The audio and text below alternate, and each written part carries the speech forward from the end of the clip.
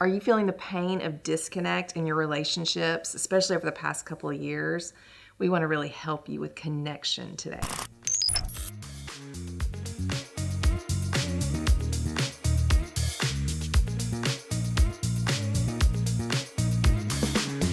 Welcome back to the Help for Leaders podcast. I'm Stacey Harris. I'm super excited that you're joining me this new year. Before we get started though, click here to subscribe, hit that thumbs up to like this video, and click that bell so you're notified each week when we post new content.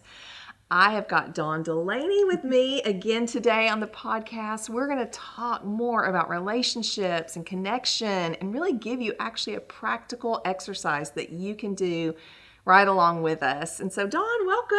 Thank you. Why don't you introduce yourself to our listeners? Okay, so my name is Dawn Delaney. I'm a licensed professional counselor here in Austin, Texas, and the executive director of the Center for Relational Care. So we work with a lot of people surrounding just the quality of connection in their relationships and their own mental health. And so happy to be here. Yeah. So I thought, what a better way to start 2022 with a whole series of conversations about relationships, about emotional and mental health. I know so many people are focused on physical health, which that's important as well. But why not talk about emotional health? Why not talk about mental health? Because that is so important. I love that study that you mentioned last week. If you haven't listened to last week's podcast, I encourage you to go back and listen. She talks about a study. Why don't you briefly kind of give that overview? I'd love to start with that again. Yeah, it was a study that was done over almost 80 years. It was a Harvard study where they found that the quality of our relationships is actually the greatest predictor of overall health. So not just mental health, but overall health over the span of our lifetime. Which is beautiful. Yeah. And we really touched on those relationships, what that looks like with others, but also with ourselves and how powerful that is. So today we're going to continue that conversation, and I really want to just talk about So actually, I want to back up. So a couple of months ago, maybe even 6 months ago, Dawn was teaching a class in our community, and I attended the class. It was over 4 weeks, and she was just talking about connection and really emotionally attuning to others. And we did an exercise, and so everyone partnered up, and Dawn was the facilitator. And I don't know if I'd stepped out of the room or whatever, but I walk in and I don't have a partner, so I get to partner with the master herself. And so here we go. And so we have this scenario and we start and Dawn kind of shares. And then my job is to emotionally attune. And the first words out of my mouth were and as soon as I'd say I should say, nope, start again. Try. And I'd be like, this is so hard. It was so much more difficult than I actually anticipated that it would be. Because I honestly, if I think about my perception of how connected I am, how valuable I feel that people are in relationships, I'm like, and I teach emotional intelligence. I know all these things. You do, and you're really gifted in all of those areas, and it's so hard. And it's so hard. That's right. And it's so hard. And so, it took some practice and some intentionality. Yeah. And I don't know if I ever actually got it exactly right, but I was mindful. And that next week, I had a colleague at work call me, and she was sharing some really hard things. And I was really honored that she was sharing those with me. But I was so mindful, and I was just like, just listen. Just listen. Yeah. You're not fixing anything. You're not solving anyone's problem. You're just being present for her. And then I was able to connect and just say, that's so hard. That was so hard. For her. And that was so cool to hear, because I remember you telling me about that and telling me about how much more that person opened up. They did. As a result of listening in a different way and connecting in a different way. Yeah. So beautiful. Yeah. Because I teach listening, and I learned, and that's what I think I love, being a lifelong learner, being someone who's constantly open and wanting to grow, is we can learn and we can do things differently and connect in a powerful way. Yes. So that's what we're going to talk about. So why don't you share a little bit more in detail about that? I would love to. And I also just want to point something out that Stacy just modeled so beautifully, even in this interaction. I think as leaders, sometimes we feel like we need to have it all together and we need to kind of present this persona of, knowing our stuff, right? Yeah. And but Stacy does such a beautiful job of modeling humility and learning, and even the power of that. So part of emotional attunement is creating safety in relationships, and what Stacy just modeled is a beautiful way that we create safety when we can have the humility to say, actually, I didn't do that right, or okay, I don't think I really heard what you were saying. Can we try again? Can I learn from you? That actually really creates safety, and it's a powerful part of powerful connection. Yeah. So I just wanted to take a moment to see her doing that. Do you see it? She's doing it right now. Yeah. So good. But I know we did want to talk kind of some nuts and bolts practicals of emotional attunement. And so it's one of my favorite things to talk about because there's so much we can do practically to enhance the quality of our connection. And like we've been talking about, the quality of our connection is such a predictor of overall health. And so it's good to know, how do we enhance that? So one of the first things is just kind of some of the nonverbals. It's really seeing the other person. And we show the other person that we see them by looking at them, actually making eye contact and having an open posture towards them where we're really noticing what is their body language. What is how close are they wanting to be? Are they comfortable with touch, or are they needing some space and some distance? So we can tune into those nonverbals. We can lean in a moment where that's appropriate. We can kind of lean back and give space where that's appropriate, but it's noticing. And I love that because I teach so much of communication is nonverbals. Yeah. Right. And if you think about even in the context of work right now, so many of our relationships are through a screen. Right. They're not in person or just through Slack or instant message or email where we're not seeing those so nonverbals. We have to work harder to communicate nonverbally when we can't see. Yeah. And there are ways you can do that even in written communication, but I love it. Yeah. Love it. As so much good. as you can. So seeing the other person and then hearing the other person, like actually paying attention, giving them your undivided attention. So you're not distracted, you're not on your phone, you're not answering an email. You're not looking kind of behind them at what's happening behind them, but you're actually focused on them. So good. So that's the kind of tuning in to what they're presenting and what you're hearing. And then one of the most important parts, I think, is the correctly understanding piece. And that piece we gloss over, we skip over. You said something the other day in another training that really stuck with me. I was like, oh yeah, that's why the correctly understanding piece is so important. You were saying that we often listen to respond, right? Yeah. Rather than to actually hear what the other person is saying, we're already formulating our own response. And we're filtering it through our own experience. And we are, rather than listening and making sure we're understanding them, we're thinking about what am I going to offer? What am I going to say? What advice am I going to give? Right? I'm great at that. I think we all can be, right? Yeah. So it's intentional. Like you have to be intentional to pause and not respond. And I will say, if you've listened to any of my podcasts, you know that I've talked a ton about styles and how we all listen, and we're all just different. So some people it's easier. For some of us, this girl included, it's hard. It really is. I have to focus. I have to be mindful. I have to just push away the distractions and tune in. So thanks for starting there, because that is so important. And checking in. So how we know we've correctly understood is we say back to the other person what we're hearing and we check in with them. So what I hear you saying is it's harder for you to intentionally listen. You really have to focus and work on that. Am I understanding that correctly? You heard me exactly right. Right? So we check in and then that's an opportunity. If I had said something different than that, Stacy could have said, oh no, that's actually not what I meant. Yeah. Whether I was reflecting accurately what you had said, but it wasn't what you intended, or I had missed it because I got lost in my own thoughts, that check-in is an opportunity to to check Yeah. and see, are we understanding one another? I love it. I start all of my training with, I know you think you heard what I said, but I don't know if you understood, because the intention, maybe it was me because I just didn't communicate that correctly, or maybe it was you because the listening wasn't there, but somehow there was a disconnect. So that intentional check-in, Yeah. so important. Yeah, and if they say yes, and if you have time and space and you want to go deeper, that's a perfect opportunity to say, tell me more. I'd like to understand more about that. So Right. good. And open that up further. I love it. Yeah. I love that.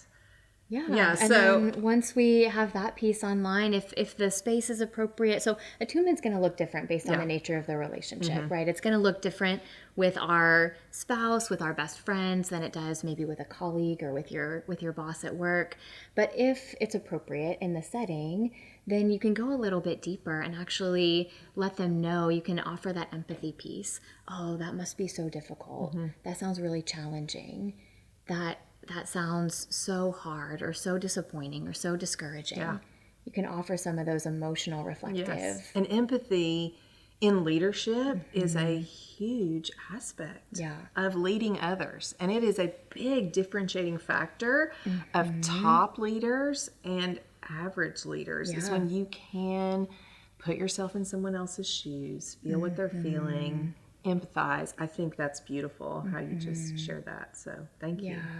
Yeah, and then if you want to go a little bit further with it, you can offer what you feel for them about that. I feel sad that you've been feeling so discouraged all of these weeks and months.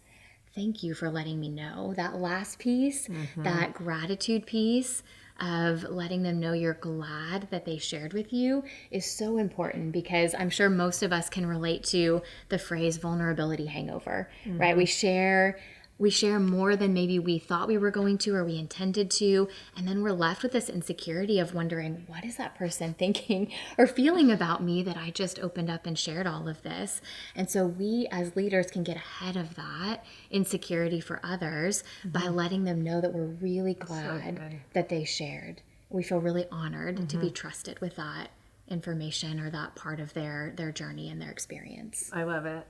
So that's one thing I've learned. I would go there first. That was easier for me to thank someone for sharing, but I would skip over the emotional attunement, the listening, making sure I was hearing, clarifying, and then even sharing sad. You know, that's so sad that you felt that, all of those things. So that's one piece that I really learned. There was like 3 steps that I was jumping way ahead.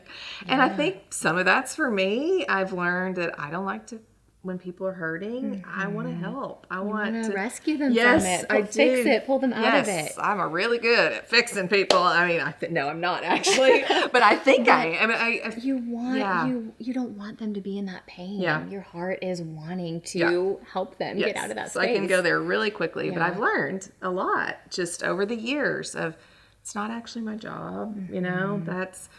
Yeah, I mean, I've got colleagues at work that are walking through some hard things, and I can be there. I can, listen. I can be a safe place. I can be present for them. I don't have to solve it for them, nor would anything that I share probably actually fix it for them. So that was a big piece for me. But we learning. Can get really uncomfortable just sitting in hard conversations or pain with other people. Yeah. And that might be a space, if you're noticing that that's really hard and uncomfortable, that's where we can go back and check in with ourselves. Back to that relationship with self, right? Oh, what is that about?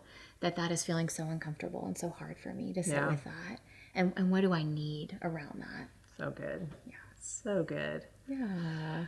Okay. So I have a I would love to do practical this. experiential exercise. Do we have time for it? I think so. Okay. So we talked in the last episode about how we can be really present with ourselves, and just to kind of tie all of this together, as we're present with ourselves and as we practice, there's an exercise I want to lead us through that's around deliberate appreciation.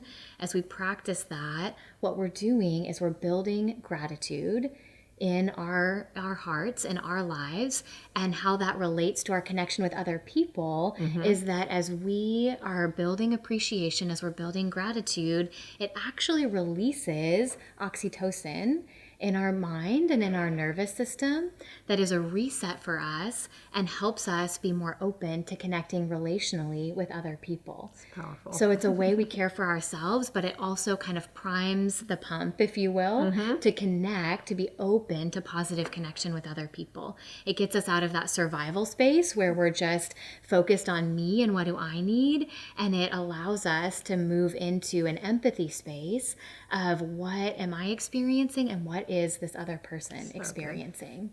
So I want to just lead us through that, if that's okay. We typically, I would encourage people to take 5 minutes to really sit with this. I'm going to move us through it in about a minute for time's sake. But when you're doing it at home, I would encourage you to see if you can sit with this for about 5 minutes. Okay. So I'm going to just invite us, if you feel comfortable, to close your eyes, or you can leave them open. I like to close, I'm not going to close them right now, but I like to close my eyes when I'm doing this because I'm less distracted. Yeah. I'll probably close my eyes. You can close your eyes. So if you're comfortable, you can go ahead and close your eyes and just get really comfortable where you're sitting. And just notice, notice the couch that is supporting you, or a chair maybe that you're sitting in at home or at work. Notice the ground that's underneath you. Just notice that you're supported and that you're held. Kind of get your orientation to this time and place that you're really present in this moment. Then go ahead and take a really good deep breath. Yeah, maybe take one more. Just kind of settle in. Yeah, good. And then I want to invite you to bring to mind something that you're grateful for. It can be something really simple. It can be your favorite beverage that you drink in the morning. It can be your favorite food. It could be something in nature or a person's smile. It could be a flower. It could be something that you enjoy listening to. So it can be something really simple, but just go ahead and bring to mind something that you feel genuine appreciation or gratitude for.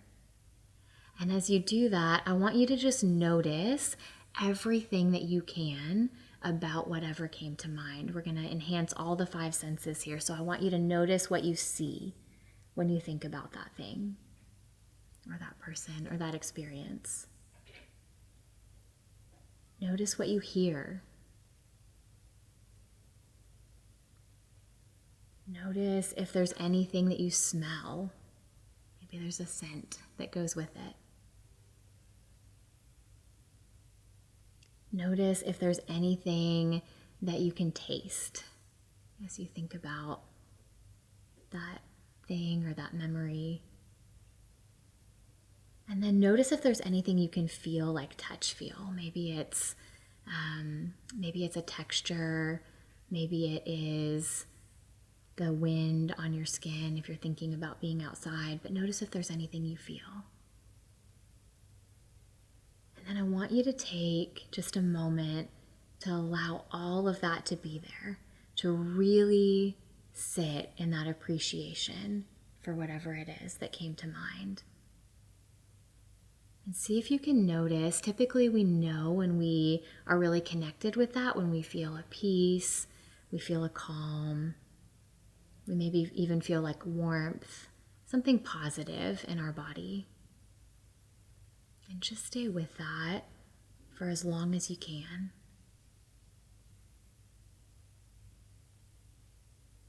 Okay, and then I want you, when you're ready, to take a really good deep breath. You can gently open your eyes and come back into this space. And it's so powerful when we can actually share with someone else what it is that we were feeling genuine appreciation for. So, Stacey, what came to mind for you, and what were you feeling? Yeah, so I went really practical with my cup of chai that I had this morning. That is always the first thing that comes to mind for me, too. Especially when you said maybe it's your favorite beverage. I was like, oh, I'm already there. You knew exactly what it was. I knew.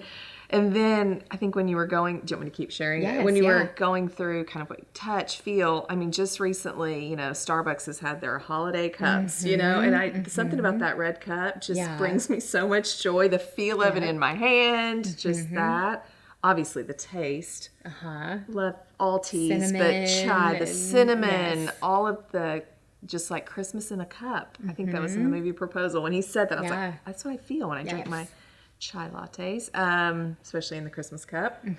So yeah, but then I even thought about places that I've drank the chai. Yes, when I you were wondered if experiencing that that. would Yeah, happen. there were Yeah. some moments that I was like, oh yeah, I had those feelings as well. So Brought back positive memories. very positive. Yeah. And that's why we connect with all the five senses. It's grounding, but also memory is stored in our body and through our senses. Yeah. And so when we enhance a memory like that, we can go a bit deeper in feeling the gratitude for it. I felt all of the feelings. So Yeah. thank you. Yeah. Thank you for leading us in that very practical exercise that you can do yourself. You don't have to, or you could just replay Dawn leading you through that, listening to this podcast. I think I may be doing this often, especially in, we've just come through the holidays. It's a busy time, even the start of a new year, and there can be lots of projects and, doing vision casting and planning and business and all the Q1 numbers coming up, but you can do that at any point. So thank you. Yeah, and as you do that, it helps you settle and recenter and be open to connection. And so it's so powerful and healthy for I love relationships. I love it that it drives connection. And that's what this whole little series has been about, is just really helping us emotionally attune and just mentally check in with ourselves, get connected internally, but then also to enhance relationships. So thank you, Dawn, for joining me on the thanks for having me. podcast today. I hope you've learned something. Hope you've experienced something actually really powerful today. So join me next week. We'll be talking more about help for leaders.